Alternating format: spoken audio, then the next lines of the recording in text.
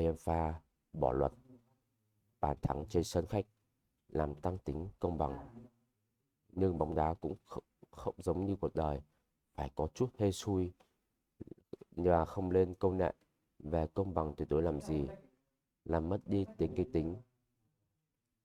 Theo luật cũ thì chúng ta đang phải tạm dùng từ luật cho đơn giản. Còn nói một cách chính xác, đây là điều lệ riêng của từng giải đấu, không phải là bóng đá. Real Madrid đã bị loại từ vòng đấu trước khi họ hòa 3-3 với Man City trên sân nhà và hòa 1-1 tại Manchester.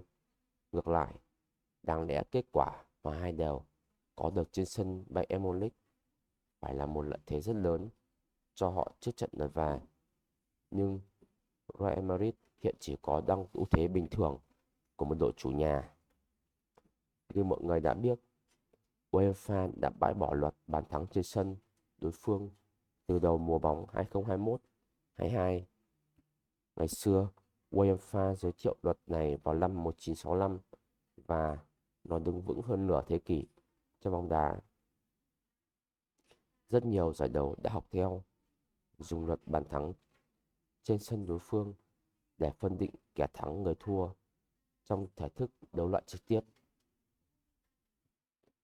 Một chi tiết thuộc về điều lệ riêng của một giải đấu riêng mà tồn tại lâu như vậy, ắt thì nó sẽ có phải một giá trị rất to lớn.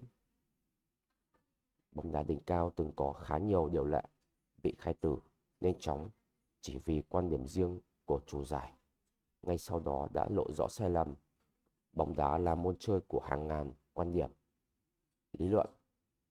FIFA và UEFA đều phải thừa nhận rằng sai lầm khi điều lệ bàn thắng vàng đặt ra nhằm khuyến khích bóng đá tấn công, rút cuộc lại bóp chết bóng đá tấn công, giết chết cả những trận đấu đỉnh cao.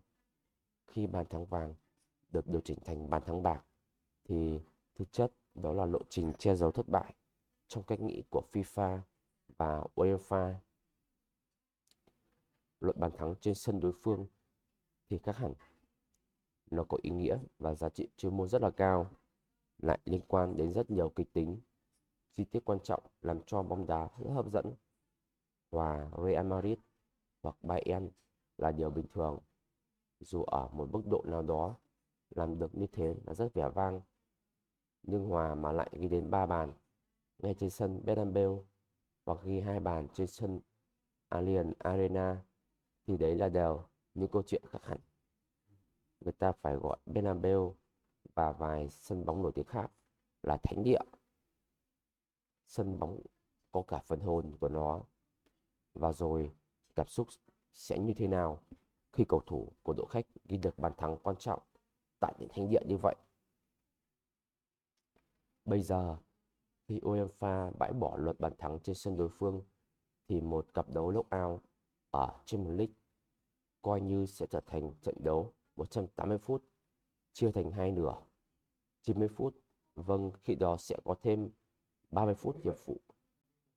Nếu như kết quả cân bằng sau 180 phút, kết quả hòa 3-3 hay không đều tại Bernabeu thì cũng như nhau đối với đội khách, và cổ động viên của họ lạnh lùng